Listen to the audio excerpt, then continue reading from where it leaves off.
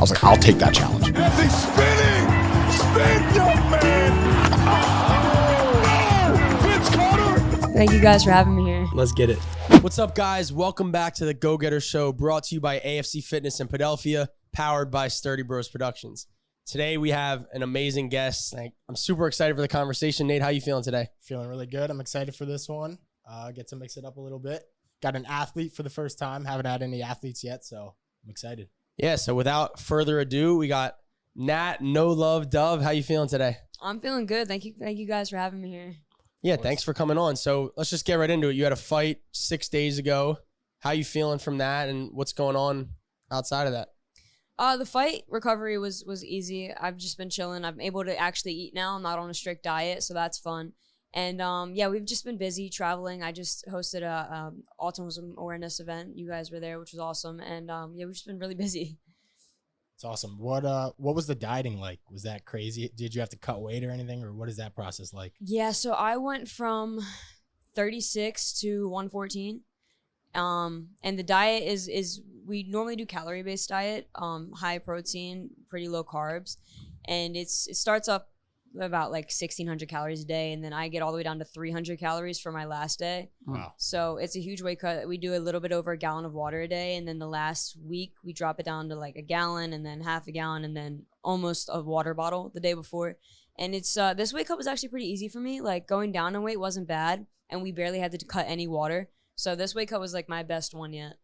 That's great. That's good. Yeah, I used to play tackle football as a kid, and we used to have to run laps around the field in like trash bags to try to lose weight. So like, is it ever hard to keep training when you're doing that? Like, do you lose energy? And Yeah, so if I do have a sauna suit on, it's like it's hell. I mean, you just like you're training for 2 to 3 hours with a sauna suit just draining you of water. So getting tired is just like heightened. Like you're tired in the first 10 minutes, whereas normal training you're tired the last hour.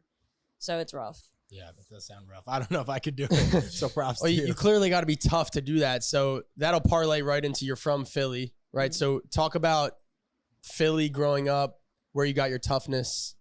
How has that contributed to it? Yeah, so I think I've always been a little bit tough. I like playing rough sports. So like in my neighborhood when I was younger, like the boys are playing football, I want to play football. If they're wrestling on the trampoline, I want to wrestle them on the trampoline. And I don't like to lose, so it was always like a constant battle. And everyone's like, dude, you're a girl, you're gonna lose. And I'm like, no, I'm gonna figure out how I'm gonna beat you. And it's just how it was. So I think I've always been tough, and then putting me in a sport that's individual made me even more tough, gave me more of a drive, because like I said, I just hate losing. So I know that if I do, it's all on me, and that just pushes me. That's awesome. I love that. Yeah, I know you said your grandfather took you to the Front Street gym, right, when you were 11. So as a girl growing up, maybe not seeing that many female boxers, like was there another influence that said, I want to get into boxing, or was it just that one time when your grandfather brought you? Talk about your origin story with getting into boxing. Yeah, it was really just him. Like at the time, I had no idea who boxed. I watched, Floyd and Pacquiao, but I didn't know anything about boxing. I just liked being in the gym. I liked learning. And then from there, I started to learn who the females were. And like after that, seeing that, I'm like, well, I can do what they're doing because I know I can get that good. So it was kind of just like seeing these other girls was motivating for me, but I never really had anyone I looked up to. I kind of just knew I wanted to be something, and that was where I wanted to thrive. So right after you knew you wanted to start boxing, what steps did you take from there? Did you start getting in the gym? Did you start working out with someone? Talk a little bit about that. So I started with my grandpa, and he only let me do jump rope and speed bag for I want to say 4 months. Maybe I'm exaggerating, but that's all I did every single day. And I was just so sick of it. And I was like, I want to fight. I want to spar. I want to get hit. And then that's where the next steps came in. And I went to another gym. It was actually Philly's Next Champ on Bustleton. And he started letting me spar. And the first time I walked in the gym, I sparred that day. So after I got hit and he was like, you're not crying or anything, I was like, no, I like it. That's when we started to take more steps. And then people started to watch me train, and they were like, she trains really hard. Like, what is she working for? And in my head, I was like, I don't know. I just like coming to the gym. And then I realized that I can get fights in, and that excited me. And then someone brought up the Olympics. And when I was little, I was like, the Olympics? Like, I didn't even know boxing was in there. So I started doing my research, and then that was my goal. I was fixated on going to the Olympics. So from there, I went to every single tournament I could go to, and it was a rough start in the beginning. But once I had the confidence and realized I was as good as these other girls, I was winning. And it got to the point where I was on Team USA and I was going to Olympic Training Center and I was staying there for weeks and just training hard. And then I think that's when it hit me that I was like, wow, I'm here. I'm like doing this. And it went from going to Front Street, jumping rope and hitting the speed bag to like training with elite Olympian athletes. How old were you when you were working with Team USA? I started at 14. Oh, I wow. think that was my first year. And then I stopped at 18 and then went pro. Went pro a couple years after that. So you can't go pro, or if you go pro, you can't play in the Olympics, right? No, so it's Was that a big decision for you? Yeah, it was a huge decision. But it's different in other countries. Like some of them will let the pros go back to the amateurs, but in the US it's like super rare. But yeah, it was a rough decision, but I knew that I wanted to be something bigger than Olympics is a huge accomplishment and it's amazing. But I wanted to be more active and I wanted to be everywhere. So I decided I just wanted to go pro. All right, so yeah, it's amazing. So let's get into kind of where you're at now. You recently just had your first fight, being signed to Most Valuable Promotions. So obviously Jake Paul has been a big champion of women's boxing. What has he meant to the women's boxing industry over the last couple of years? So I think everyone's opinion on him is different, but personally mine has been positive. Like he really did come into our lives, you know, not even just mine. We have a beautiful female roster. It's amazing. And he's come into everyone's life and he's given us opportunity and a pay that we weren't getting. So it's like we're fighting on big stages. I mean, the MSG card July 11th is on Netflix. This is the second fight ever on Netflix, and they sold out Madison Square Garden. It's just unheard of an all-female card to do that. So it's like these opportunities that he's giving us are life-changing because anywhere else they're just not doing it. What have your interactions with him been like so far? He's cool. He's like, I mean, he's just like hanging out with a friend. Like every time we have fights, he's there supporting, and he's like always backstage, always positive. Photo shoots, he's always been cool, and he really takes care of like everyone on the team. It's awesome. Have you ever gotten to train with him or no? I haven't trained with him yet. I hope we do soon though. I've always wondered that, like, do different boxers, maybe if they're signed to the same company, will they train together, or is it more of like, I'm locked in my camp and I don't want to talk to anybody for 6 weeks? How does that work? So if we're in like a camp, it can be like that. It really is. It's a preference on the fighter. Like if I wanted to bring in Jake, I probably like it never would have to because he's a boy and he's so much bigger than me. But if I wanted to train with him, like absolutely he would do it.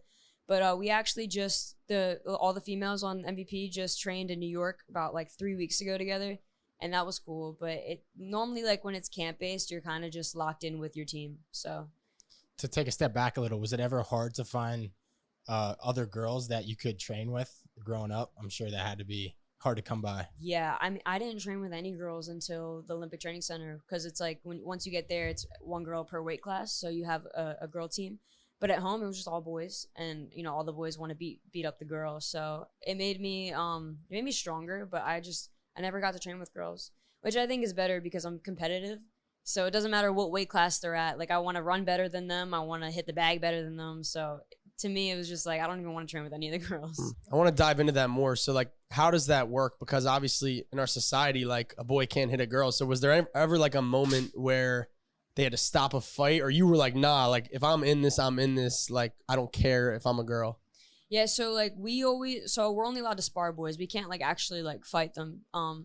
So sparring, it depends. Like you'll always have the boy that's like, oh, I'm not gonna hit her, and then once he gets hit, he's embarrassed, and then he just goes, he tries to hurt you. But skill set kind of separates you. So like most of the time when I'm in there with a guy, he's not very skilled because he's already stronger than me.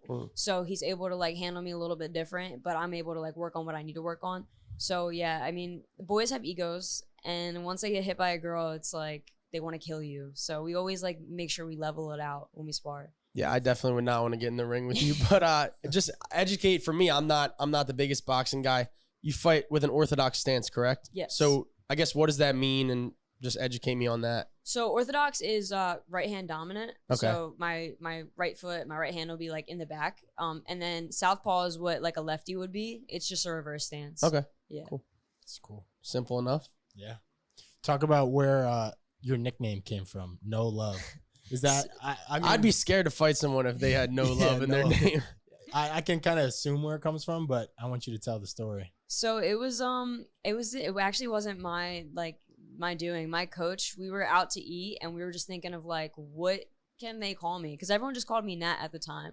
And he was like, well, she doesn't show any love. So like, how can we incorporate that? And then we just came up with like no love.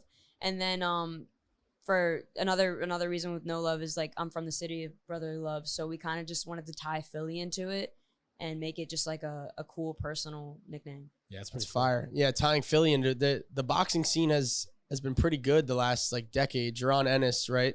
If I'm saying that correctly. Yeah.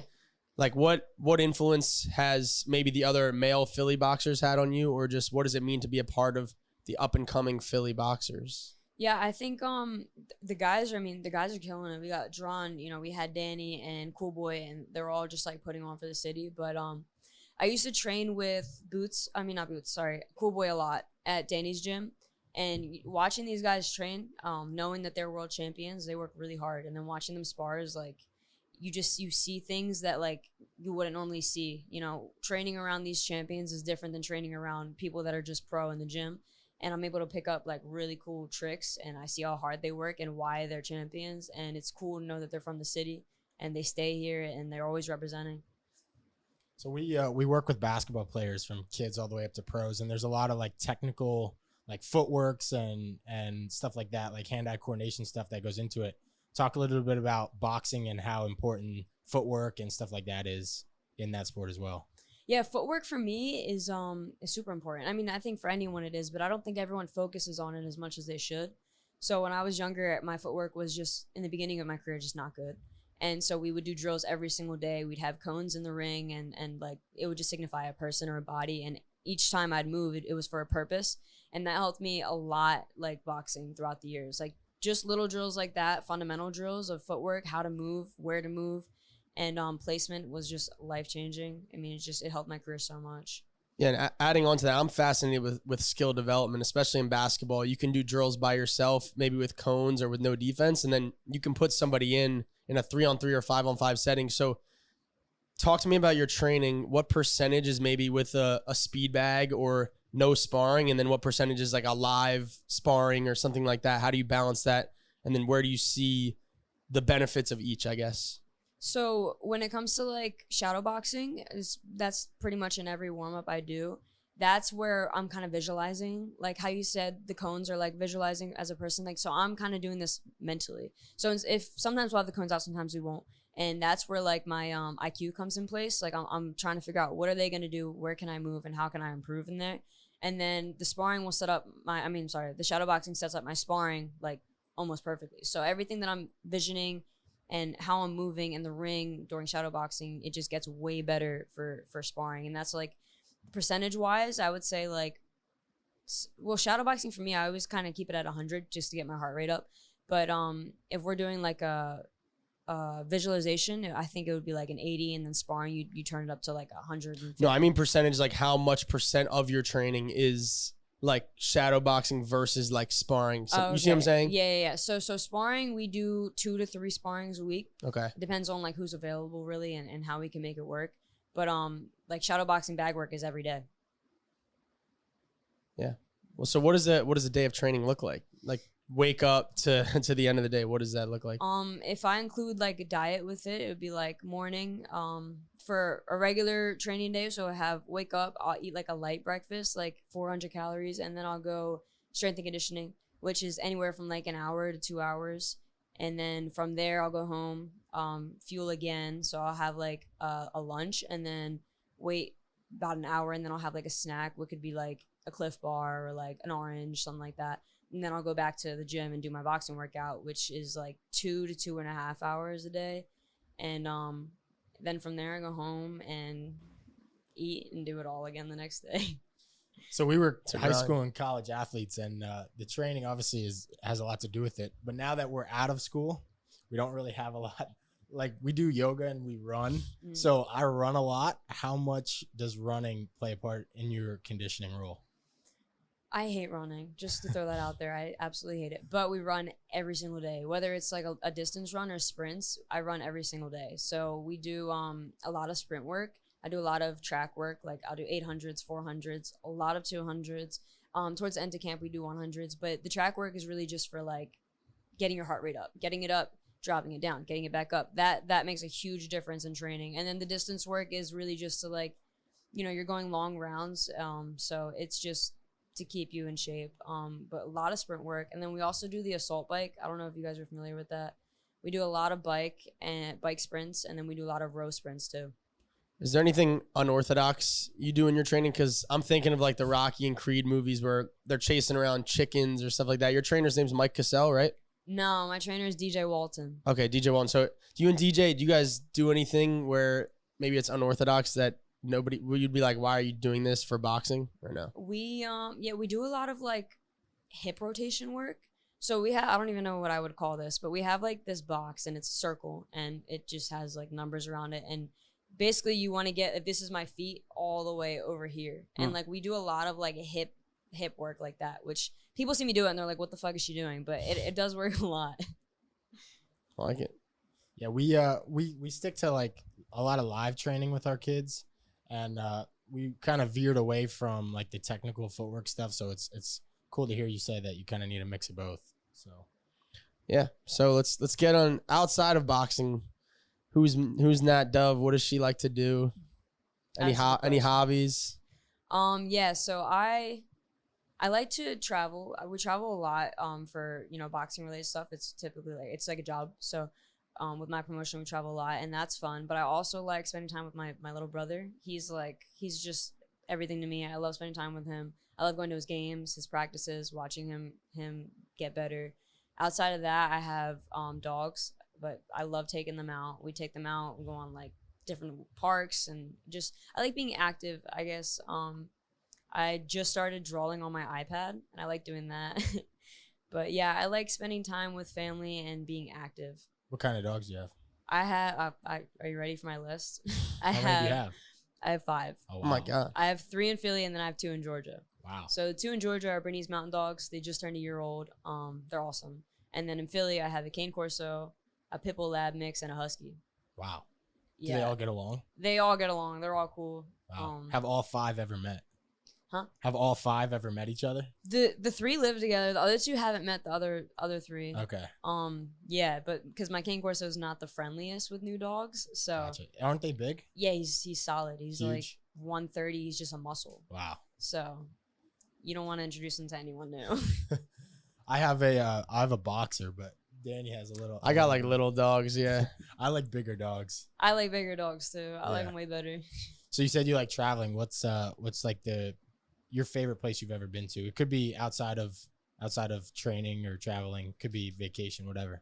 I like the Bahamas. I think that's like, it's just so beautiful and calm. But in the States, I like Florida only because my grandpa has a house there, so it just feels like a little retreat every time I'm there. But yeah, I mean, a lot of people would say LA. I don't like LA at all. And a lot of people say New York too, and I don't like New York either. And those are like the 2 places we're at all the time. So yeah, it's interesting. What don't you like about them? I don't like city life. Like I like kind of calm environments and like be able to chill, and then everything there is just so like fast paced. But I do like the food in both, and there's sure. food like every hour of the day. In Georgia, everything closes at like 9. Yeah, for sure. Do you have a favorite cheat meal? Yeah, I like cheesesteaks. I love cheesesteaks. What's your favorite Philly cheesesteak? I just get plain like location. Like place, yeah. Oh, Angelo's. Angela's fire. Amazing. So good. I'm a Dallas Andrews guy, but it's good. That's good too. Yeah. I like Angelo's. Fire. I don't have one. You don't have I one? don't have one. Favorite? Actually, no. Let's do this one first. Who's your dream opponent, dead or alive, boxing? I get this question so Could be often. male or female. Oh, male or female. Wow. Okay. I've never had that factor into it, but I get this question so often, and I never know how to answer it because, like, I don't know. I've never had someone where I was like, damn, I really want to fight her, because I feel like in the tournaments I was always fighting everyone.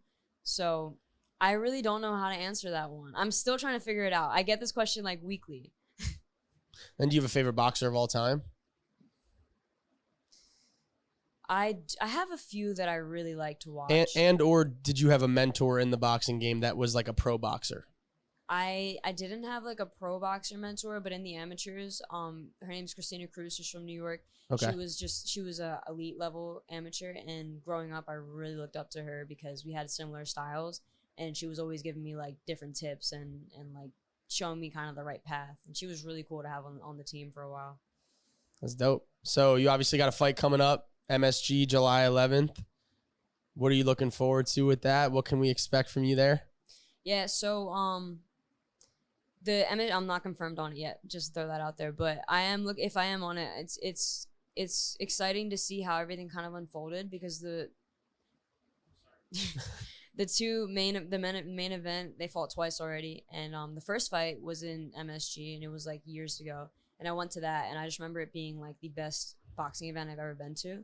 And then the second time they fought on the Tyson Paul undercard, which was also, it was an amazing fight. So to be on a card with them as the main event is like, to me, it's like super inspiring. It's just like, I respect them so much. And to be part of that event is like, I don't even know how to like put it into words. It would just be like surreal to me. It would be like really cool. What's the most amount of people you've boxed in front of? That's a good question. I have no idea. No clue. I've never whenever I get in the ring, I try not to look around the crowd. It's always packed, but I get nerves. So looking around the crowd, I don't want to shut down. So I get in the ring, I look at my opponent, and then wait for the bell. Are you excited for MSG? I mean, how many is that seat? Probably 20,000, I would say. I don't know how many seats, but I know that it's packed. Probably a every lot. It's gonna be single time. crazy. That'd be cool. Yeah. It's probably like one of the most legendary places you could do it. Yeah, So, absolutely. That's the spot. I mean, there's no Yeah. better place to fight. Do you have a pre-fight ritual you do? Like any whatever it is, whether it's praying, whether it's any like what's it called, A superstition. superstition, like socks or something. I used to have like certain socks for when I was amateur in the red and blue corner. Like I could only wear certain socks for each. But I had to break that mentally because when I went pro, I wasn't gonna wear the same blue and red socks. So I kind of like try to steer away from the superstition side of it. But I do like before. This isn't really like serious, but before my fights, I shower like immediately before because I don't know what it is, but it just makes me feel like a new person going into the ring. I was the same way when I hooped. Yeah, I don't know what it is, but everyone's like, "Oh, that's your thing," and I'm like, "Yeah." Like I don't listen to certain music or like, I don't know, like do certain things, but I do shower and then I'm like, all right, I'm ready. I'm ready for the day. What does a fight day look like, start to finish? Wake up to when you go to bed. So last week, I'll just give you like a rundown of like what we did last week. So I try to sleep in as late as possible, which is hard for me because I wake up early. I woke up at like 9:30. Got up. I got Chick-fil-A breakfast. I love Chick-fil-A breakfast.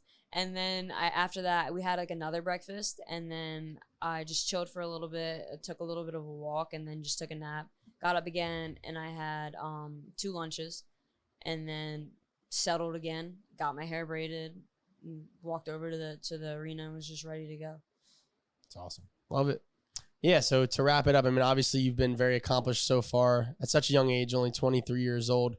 What keeps you going and wanting to strive for more? We have a big theme on the show. It's called the Go-Getters Show, where we believe in going out and making things happen, just being a go-getter with a positive attitude and not letting anything stop you or having limits. So what keeps you going, and where does that go-getter mindset come from? Because you clearly exhibit it. Yeah, so that's a good question. What keeps me going, I think, is just my drive. Like I want to be successful, and you know, I didn't go to college, and I'm not like a traditional kid. I grew up working hard in the gym and knowing that I want to be something bigger than everyone else is doing. I don't like settling, and I want to be the best version of me that I can possibly be. And each year I'm testing myself to get to that. So for me, the drive just comes from wanting to be successful, and this is just, I'm just so good at this that how can I not be successful with it? What's your biggest goal? Whether it's in life, in boxing, whatever it is your biggest goal? I think for as far as boxing, like everyone's goal is to be a world champion, and that's definitely on my plate. But my goal is also outside of boxing. I want to open a nonprofit gym for I really like the basketball like life. Like my little brother plays basketball, and I see that a lot of these kids are not as fortunate as others and can't afford things. So I would love to open like a nice basketball gym, take these talented kids to like be able to compete in different places, and that's like really a goal of mine. That's awesome. Amazing. You could My bad. parlay some boxing classes into it as well. I was going to say, Yeah. maybe we got a collab in the future, boxing and basketball. Yeah, I mean, For that'd be sure. dope. I love it. I love hardworking kids, and I just like watching them do good. It's awesome. Yeah, no, that's amazing. I'm sure you're an inspiration for millions of young girls out there who are trying to follow in your footsteps. But we really appreciate you coming on. We're going to be in your corner rooting for you, and I'm going to be a boxing fan now. So Cool. I appreciate you guys having me here. It was so fun. Yeah, and real quick, where can the people find you? I guess shameless plug if you got Instagram or whatever you want them to follow you, find you. Yeah, so I'm NatDev on Instagram, NatDev on TikTok, and then if you want to keep up with like my promotion, it's Most Valuable Promotions on Instagram and also on TikTok. And yeah, that's it. Awesome. Well, that was an amazing episode. As always, appreciate you guys watching. Make sure you like, comment, subscribe. Leave a comment with the favorite part of the episode, and we'll see you guys next time. Peace.